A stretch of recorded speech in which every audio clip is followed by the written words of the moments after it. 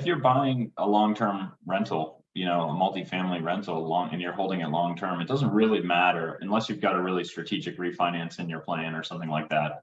It doesn't matter too much what the value is during the time you hold it, as long as the rents are doing what you expect and you can pay your debt service and, time kind of heals all wounds in real estate. Welcome to the Wild West Real Estate Podcast. And now, here's your host, Mark Hinteman.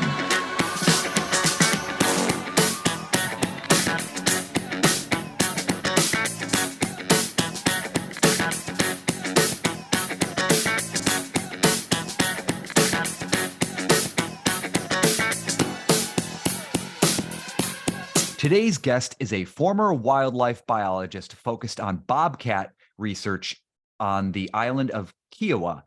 He's turned a real estate agent, turned multifamily syndicator. He's CEO of Pegher Capital, a value-add multifamily and mixed-use restoration company. I'd like to welcome Eric Rice. How's it going, Mark? Thanks for having me on. Hey, good. Thanks for coming on. Did I get everything right on your bio? Yeah, absolutely. That's been the track. Started off kind of playing in the woods with animals and got into real estate after that. Okay. Yeah. So Kiawah, to clarify, we were just talking about this. It's like it's off of, is it North Carolina? South Carolina, just outside of Charleston. Yeah. Right. Okay. I grew up in Cleveland and we would drive our station wagon down to Hilton Head Island over spring breaks. So oh yeah, Kiawah was not too far away. Yeah, back in the day when you could do that and the kids would just lay in the back and no seatbelts and blankets and pillows. Yeah. Yeah, there was like 3 kids under the age of like 6, like rolling around in the backseat of a station wagon, driving, 80 miles an hour on the highway. Yep, absolutely. That's the way we vacation on the East Coast. Right. Definitely. Cool. Yeah. Tell me, so you got into wildlife research. And how was that? You spent some time living on Kiawah? Yeah, I lived just off the island and then was kind of there every day. It was great. We had a really cool project that was initiated by my boss, and it's still an ongoing research project based on the Bobcat population on Kiawah Island. And so I was very involved with that while we were there. So we tracked them. We did some like Animal Planet shows with the Jeff Corwin folks, and that was really fun. But there was, you dealt with a little bit of everything.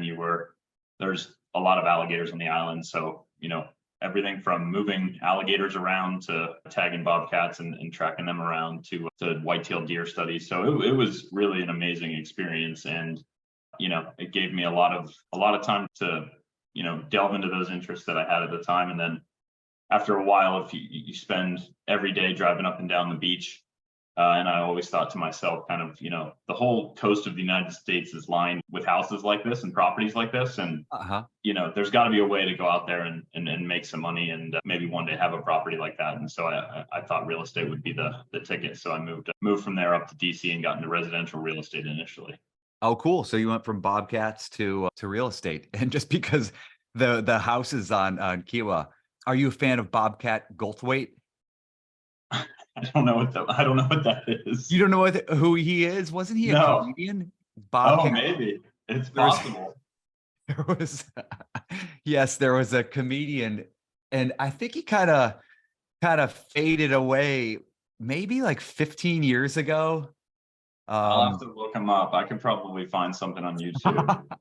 Right. I'll make a note. I had to work that in somehow because talking about bobcats, I was like, that's the only bobcat I know. Bobcat Goldthwait. I love it. So cool. Oh, so you were kind of, and I get it. You're in a beautiful spot and with these cool houses, and you got into residential real estate. So you bought and sold those in that residential real estate focused on Kiawah? Yeah, well, no. So I got out, I kind of decided that I was going to move up to Washington, DC. I had a family friend who was a successful real estate agent in DC. And so I ended up kind of going up there and partnering with him and really just building out kind of just a typical residential real estate agent group. And we sold a ton of property up in DC. It was actually during the crash in '08 and '09. So I moved there, I think in 2008. And he had some good relationships with a couple of lenders at the time, like Countrywide Mortgage and a Okay. few other banks. And we actually got in and started selling all these REOs that the banks were taking back. And Okay. so Yeah. I learned a lot about the foreclosure process and the REO sales side of things throughout those first couple of years. Sure. Before Countrywide collapsed. Yeah, right. So yeah, Right. Countrywide collapsed and it turned into BOA. So we were selling all their foreclosures in DC. So that was wild. It was, if I knew at the time how to like raise money and work with investors, it would have been great to buy every single one of those. Oh, I've got to imagine that. Yeah, you and me have went through '08, and it was fascinating, nerve-wracking, but a fascinating time to experience, especially now that it's what is it, 15 years, Yeah. 15 years past it. It's fun to look back and like, wow, what a crazy sort of chain of events that brought that whole thing about. Yeah, it really was. And it's also interesting to look back too and just kind of think, these days, 15 years ago doesn't feel that long ago to me, but it's crazy to think back and think about how much kind of fear there was too in the market. Like, values were really crashing. Yeah. And it did take them a while to rebound, but I mean, not that many people were buying, Yeah. everybody was kind of on the sidelines, a bit afraid. And the real estate market kind of always seems to come back. Right. It's good to keep in mind. Yeah, I was waiting on the sidelines from like '05 to '08. And then I jumped in, and it was my first ever syndication. I brought in a bunch of writers, and we bought a 16-unit property in LA that was, distressed, and, the owners were suing each other. Yeah. And we closed, and ironically, and the week later, Lehman Brothers crashed, followed by Bear Stearns. And I'm like, oh, I missed it. Yeah. I didn't get the timing. I thought I had timed it smartly to buy this distressed property, but it went, when the Bear Stearns and Lehman Brothers crashed, it went down pretty steeply, even more. Yeah. But Yeah. we came out of it, and it worked out. But yeah, I mean, if you're buying a long-term rental, a multifamily rental and you're holding it long-term, it doesn't really matter unless you've got a really strategic refinance in your plan or something like that. It doesn't matter too much what the value is during the time you hold it, as long as the rents, are doing what you expect and you right. can pay your debt service and time kind of heals all wounds in real estate. So if you can hold it, it usually works. Hold it. Yeah. And during '08, I mean, often I think about, okay, 08 was a big crisis in the real estate space, but we're in a bit of a crisis now. And in some ways, now is more challenging just because of the high interest rates, like the spiked interest rates that we all face as real estate investors right now, which limits your ability to maneuver if you need to. That's right. It's certainly harder to put new debt on a property that you already own right now as compared to a couple of years ago. And it's a little harder to make the numbers work on the purchase side. But, I think we're finally starting to see a little bit of adjustment in our market, and we're getting some deals that pencil pretty well. So, even with these higher interest rates, we're finding stuff that works. And then hopefully the long-term benefit of this is that, anything that works with a 6.75% interest rate right now will certainly Right. work great with a 5 or 4.5% interest rate 2 or 3 years from now. So if Yeah, we you got room to improve. if we get the benefit of the those rates coming back down again in a couple of years, I mean, we're going to be in pretty good position on some of these properties. And I think a lot of folks are, if you're penciling deals at these high interest rates, and they work, Yeah. theoretically you should benefit in the future. Yeah. And there have been some, at least from our experience, we're facing the same interest rate challenges as everybody else.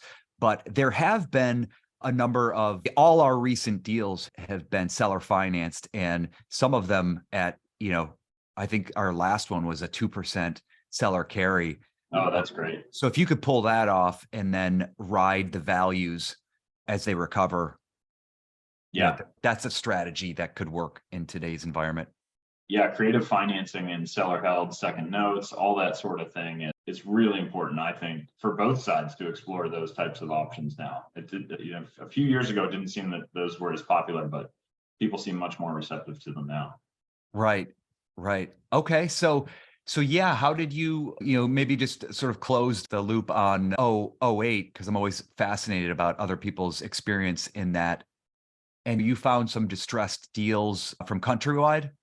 Yeah, so we were getting, like, they would email us, like there was a platform, they'd email us the, XYZ 123 Main Street house, and we'd go there and just gonna get it, make sure it was empty, and really just put it on the market and get it sold. I did buy a property around then as well, like a personal home in DC, a row house, and we finished out the lower level, like an English basement. So I guess technically that was my first investment Value. property. Yeah, it was kind Value of a add. house hack. Yeah, house hack, and we Cool. renovated it, and that was a great property that we ended up holding for quite a while. I stayed in the DC market, kind of selling regular residential sales, selling all those foreclosures and REO deals, and then until 2012, when we moved back to Pittsburgh, which is where my wife and I are both from. And at that time, I still came back. I was still just selling residential real estate here. I knew I wanted to flip some stuff. So a few years later, we did buy a house and did our first flip. It took 12 months instead of 3. I think I lost 5,000. Maybe I made 5,000. I didn't keep great records. I did all the wrong things, but great learning experience. And then around 2017 is really when I started buying investment properties to hold long-term, multifamily primarily, but also retail and some office stuff as well in the Pittsburgh market. Oh, cool. This is irrelevant to our listeners, but I have an aunt who is a real estate agent in Pittsburgh. She's in Oh, like the Mount Lebanon yeah, area. And her name yeah. is Margie Root.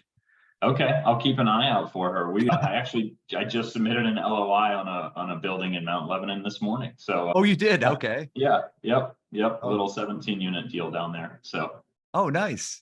Nice. yeah, It sounds like Pittsburgh is a pretty good market. I think, I'm from the Midwest too, and as long as I've been tracking it, those markets kind of have good eras and bad eras. But yeah. Pittsburgh, with all their sort of tech, bringing in more tech jobs, seems to be going well. Yeah, oh yeah, we've certainly benefited from that. And historically, it's kind of the universities and the hospitals have been the major employers in the city, but adding all these new kind of tech jobs here is certainly helps. And there's certain areas of the region that are seeing pretty significant and steady growth. And that's, of course, where we try to focus our efforts. Sure. And yeah, who's on your team? So our company set up right now, there's 3 partners. It's myself, my brother, and then we've got one other partner in the company. And those guys certainly do quite a bit and are very involved on a week to week basis. But I run the daily operations kind of as the CEO. We brought property management in-house about a year and a half ago. And Okay. so we've got a full-time property manager on staff, as well as a full-time maintenance technician, and then some other 1099 help, and then just a bunch of relationships really with contractors that we utilize in our deals. We buy a lot of, I would call, like, heavy value add multifamily properties and retail that we go in and do big renovations on and then fill them up. And so it's kind of a long game, because it Sure. takes 24 months to get them stabilized. If we go buy a vacant and condemned 60 unit apartment complex, it takes a lot of work to get it up, and then you got to get it all leased up. But in the long run, we've seen really, really good returns on those types of deals. And is that the reason that you brought property management in-house? Because I know, from my experience, we do similar pretty heavy value adds, because we're always buying older buildings, and you just get more value if you can stabilize them well.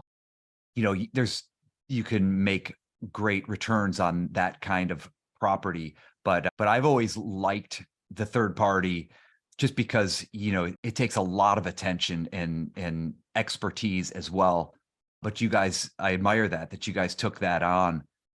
And Yeah, it seems to work really well for us. We've got, we're lucky enough to find somebody that's really strong at the position and really enjoys the work. And I feel like it gives us a little bit more control over the property. Sure. And gives me a little more insight into the day-to-day operations. And the goal is really to build that out as its own little siloed company within our company.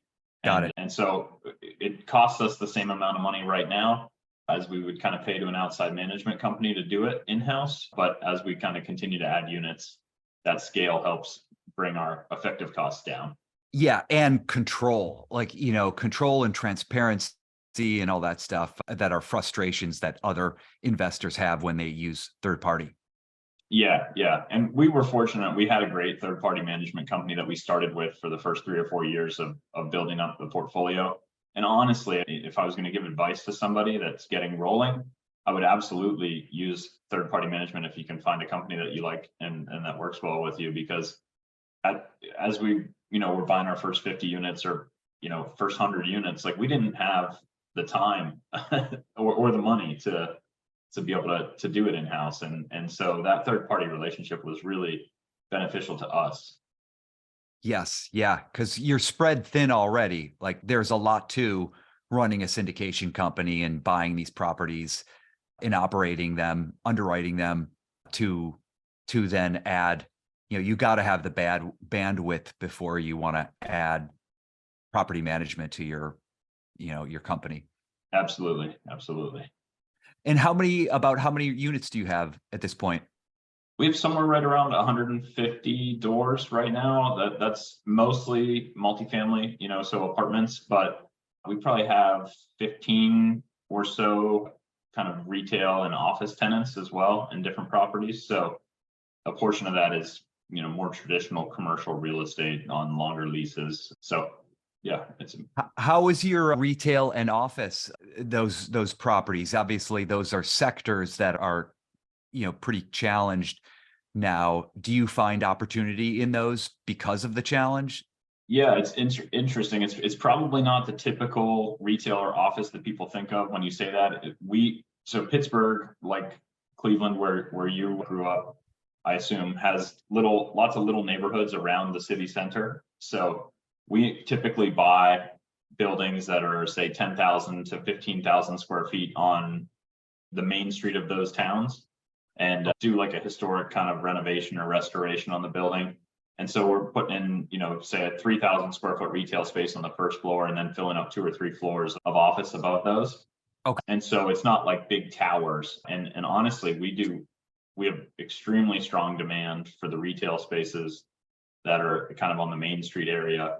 And then we also have done very well with the offices. I mean, we didn't even really finish our office spaces until, COVID was happening, and we were able to lease them all up over the last couple of years. And so we've got long-term tenants and they're 100% occupied. So it's been great. Wow, that's great. So these are like walkable neighborhoods. Totally. It sounds like near the city center.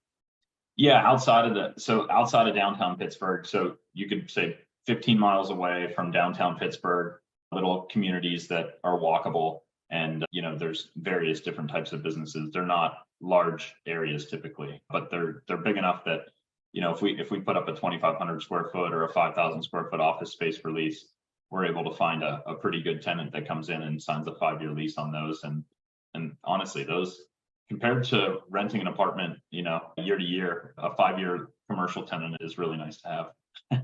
Yeah, right. Is that triple net? They're not, actually. We kind of find that in these markets, the triple net and the variability of that, or the potential variability of that for some of these smaller tenants, is kind of like, it gives them a little bit of hesitation.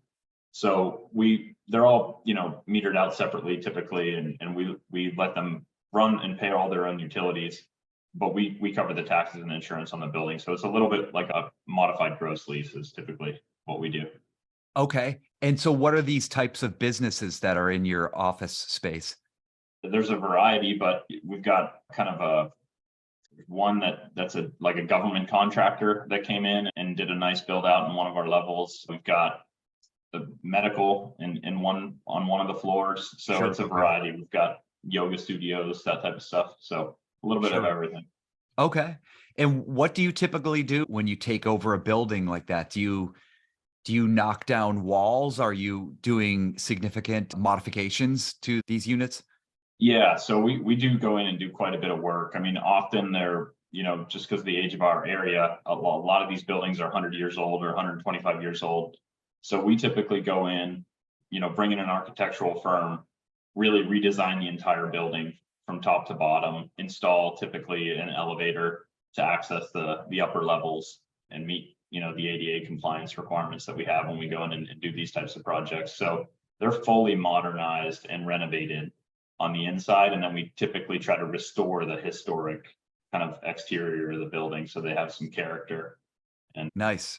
yeah, it's really an enjoyable way, I think, to invest in real estate, because typically we get a lot of really good feedback from the community. Yeah, gratifying, because Yeah. you're improving the whole community. Absolutely. Do you take advantage of historic credits? We've tried a little bit and unsuccessfully. Okay, I know they're tricky. Yeah. Yeah. So we've kind of had a couple of our buildings evaluated for that type of thing, and really haven't found that we've been eligible, or that it has, what we might be eligible for just it didn't seem like the juice was worth the squeeze, so to speak. Kind of Okay. a lot of effort and oversight. Right. So we have not done that yet. I'm not ruling it out, but it hasn't happened yet. Yeah, we're doing our first one. We actually just closed maybe a month ago at this point, but yeah, we're gonna take advantage of some of those credits. What city is that in? That's in Denver. Oh, cool. Great. Yeah, great. So you're doing, what's the retail that you typically invest in? So the retail is, and all of our retail spaces would be on the first floor of a building like I just described. So street level, kind of main street. And we've got different types of tenants, but, like boutique clothing stores. We've restaurant in one of them. We've got a karate studio in one, an insurance company in another. So but a lot of, I would say the primary focus, if we're looking to fill a new retail space that we've redone, is a small business or a restaurant. That's our typical go-to. Okay. Yeah, that sounds good. Yeah, what are you looking to do next? What did you say the size of your portfolio is now? So we're at about 150 units, and I kind of shifted the way I look at how I kind of measure the portfolio. Instead of kind of counting units, I try to just look at the value, because, a retail door is worth a much different number than an apartment door that rents for $800 a month. So we have about 15 million in assets right now within the company. And the goal is to get to 100 million in 2025. So a big leap forward. I will say it's been challenging to add.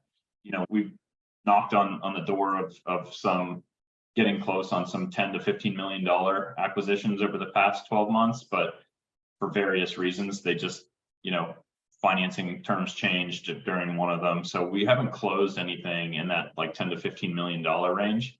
But that really is where I started to get focused, because those are deals that we can certainly handle.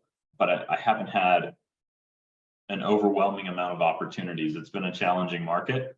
So it might be hard to get to that 100 million mark by 2025, but we're still pushing forward and still trying. So, and we're kind of filling the gap with some smaller deals right now to ensure that we're still moving forward as a company. Yeah, that sounds good. You don't want to force it. We all have our goals, but you don't want to, as a result of your goals, buy a bad deal to get to where you want to be. Yeah, you can change the underwriting to lie to yourself in any way you want. but if if you're going to put your company in a bad position to do it, it's certainly not worth it. So yeah. And so is it you have two partners, you guys, how's your raises go? Do you raise most of your money, or do you guys, the three of you?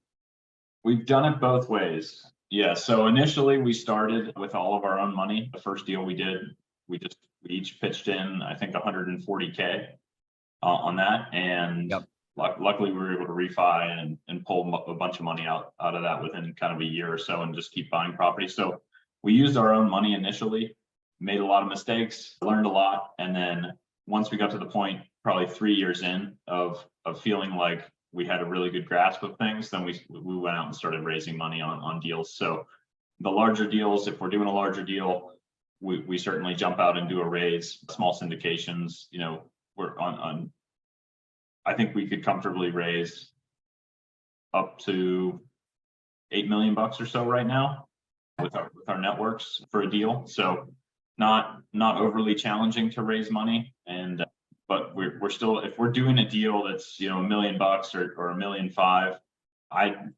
it gets pretty thin when you start to syndicate a deal of that size. So Sure. we typically will try to do that with our own money and or some sort of creative financing structure with the seller holding a second position mortgage or something along those lines. Yeah, that makes total sense. Yeah, I think our company does that a bit as well. As if it's a small deal, we just the partners kind of throw in some money, but that's good. That's great that you guys are raising 8 million plus, and you'll build on that. Yeah, we've toyed, and when we do it deal by deal, so we're kind of syndicating on a deal by deal basis, like we just said, but we've toyed with the idea of kind of raising a fund. I don't know if you guys have ever explored that. Yes, we did. I think 2 of them. Okay, so what do you prefer? Do you prefer the fund model or the single property syndication model? I guess I'm kind of agnostic. Both have their benefits. I guess it's the fund is a little easier just because you don't have to do all that syndication paperwork for every deal, and it gives you a little more flexibility. But that said, we only did that. I think we've done the vast majority of our properties as one-off syndications. Did you find it easier or harder to raise money for the fund than it is for a single syndication? I guess that might be it, is you don't have a specific property to show. You're being, I guess, this is off the top of my head, but when you have a fund, I guess they're investing in you as an operator more than the deal, because they as investors don't know what the deal will necessarily be or the deals in that fund. Yeah. That's interesting. So if you've got a great reputation, maybe the fund way is easier as an operator.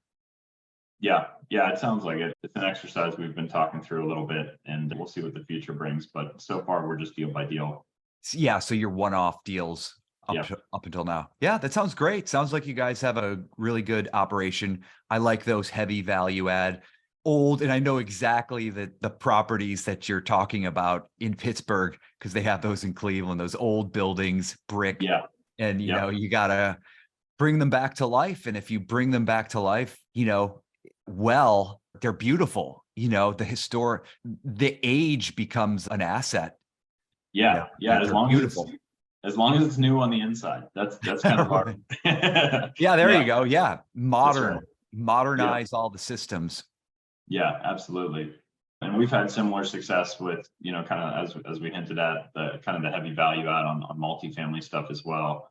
We're just kind of finishing the lease up on a 62 unit that we did that was literally vacant and condemned when we bought it. And no way. And so that's been an adventure, but also really rewarding. I mean, and they're, you could probably picture it just kind of mansard roof, 3 stories, kind of 70s built apartment buildings. And so they're workforce housing. Yep. But, we do them to a pretty high level. They're like the best inventory in the markets that they're in. And they're roughly the same price as the other stuff that's, the 3rd floor of somebody's house or something, with no smoke alarm, just some really not great apartment. We don't have to charge a ton of money for them, for those projects to make sense. And we get great residents, and the community generally really appreciates that as well, because you take kind of a blighted property and you make it that's a great place to live and live next to. I love that. Yeah, that's really gratifying when you can really turn around a property that was a bit of a wreck. Yeah. Yeah. So you have, did you say you have a brother and another partner? It's three of you guys, right? Yeah, correct. Three of us. And those guys are still, those guys still work in their other professional fields that they're involved with on a day-to-day basis. I'm the Okay. only one that's transitioned over and work, I work 100% for our company. So you're the sole full-time Correct. guy. Okay. Yeah. Out of the What partnership.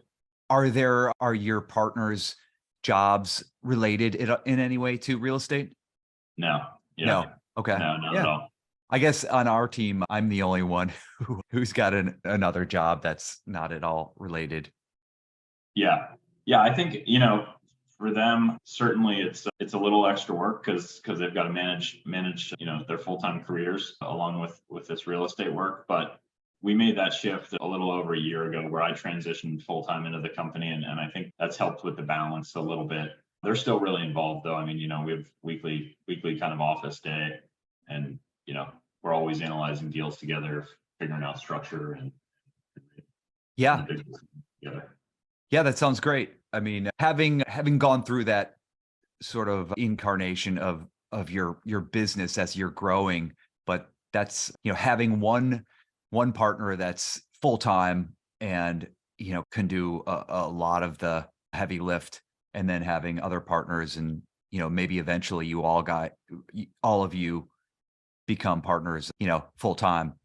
Yeah, yeah. And as we grow, of course, as we grow as a company, that opportunity becomes more and more real, right? So it's Right. important for us to keep buying doors, buying properties, and expanding the company so that we have that option in the future. Yeah. Yeah, that's great. So I'm going to shift to just some questions. What's a daily habit that brings you the most benefit? Ooh, I gotta say, I think waking up early is a habit that I really enjoy. I've got, married, I've got a 10-year-old and an 8-year-old. So if I can get up at 5 and have some time to kind of read, typically I kind of write in a bit of a journal and just kind of have a cup of coffee and it's quiet in the house and pet my dog and hang out in the quiet house to get the day going. That's really a good habit of mine. Yeah, that's great. How about, is there a habit you'd like to break? I feel like I honestly this year, you're part of the GoBundance kind of tribe as well, so you understand like what the one sheet is. I've really focused a lot this year on kind of implementing habits that are pretty healthy, health wise and workout wise, and so I feel like I've done a pretty good job of breaking a lot of the current bad habits or the former bad habits, I should say. So yeah, I feel like I'm on a good track. Good, good. Yeah, health is always number one, whatever else you're doing in life, you gotta take care of your health. Absolutely. All right. Well, this has been great. I love hearing your story. Pittsburgh, I've not been there in such a long time, but I have relatives there and always enjoyed visiting. Are you ready for our question round? Let's do it. Okay, great. The book you've recommended most over the past year? Vivid Vision. Vivid By Vision. Cameron Harold. I don't know if you've read that one, but it's a great one. Great. Yeah, I have not read the entire thing, but I've gone through it. Yeah, it's one of those books where you have to put a little bit of time in to get the value out of it, but it's well worth it in my opinion. Yeah. Do you have a favorite quote? Oh man, a favorite quote. I don't know that I do, but I'll bring this one out. And this Okay. was from when we were restoring an old house that we live in as our primary residence. There was a kid. He was a brickie, they call it, so a bricklayer, and he worked his butt off all day, and he was like literally jackhammering a wall sideways, like with the jackhammer sideways. And I was like, man, you're crushing it, dude. Like, thank you for working so hard. He's like, nothing to it but to do it. So Nothing to it but to do it. I love it. that's right. Great. So yep. Nice. Is there an online app or tool that brings you the most value? We use Slack in our company, and that really helpful to keep things organized, keep the communication organized, and make sure everybody that needs to know things is, everybody's on the same page. Yeah, that's great. We use that as well. Aside from real estate, one thing you could spend all day talking about? Oh, I have a lot of hobbies. So let's say we could say mountain biking. I could talk Mountain about biking. mountain biking all day. Yeah. Okay, sure. What was your most awkward year? Probably 15. I don't know what I love Dumb and Dumber. I mean, 15 Okay. teenage years are always awkward. Is there a high school friend you want to say hello to? Sure, I'll give a shout out to Colin. Colin. All right. Hey, Colin. When are you happiest? I am happiest when I am doing something fun and challenging in the outdoors. So outside riding a bike, with friends or family is a pretty good place to be. Awesome. Yeah, I just did that. I'm so sore. I just ran that 10K in the mountains at 9,000 feet, and I did not train at all. Oh, that elevation has to be killer. I mean, Yeah. that's got to make a huge difference. Yeah. I feel like I went up there, I drove up the night before. And I feel like I go up there maybe like 3 times a year, 4 times a year. And I don't know, in my brain, I'm like, I'm already acclimated because I go up there regularly, but Yeah. it's kind of brutal. My thighs are killing me today. And finally, how can listeners reach out to you? I mean, I'll just toss out my email address. That's probably the easiest way to get me. It's eric@ricepeghercapital.com, RICEPEGHER capital.com. Awesome. Well, this has been great. I really appreciate it and love hearing about your commercial and your properties and back in the Midwest. Yeah, So man. thanks. Midwest, slow and steady. I appreciate you having me on, Mark. Yeah, thanks for coming on. This was great. All right. Have a good one. You too. Thanks, Eric. Take care. Bye-bye. Bye. Thank you for joining us for the Wild West Real Estate Show. If you like what we're attempting to do here, please subscribe so we can continue sharing these with you. And if you want to check out our website, it's quantumcapitalinc.com. You'll find podcast episodes as well as multifamily properties we're looking at and how you could potentially participate. Look forward to seeing you guys soon on the Wild West Real Estate Show.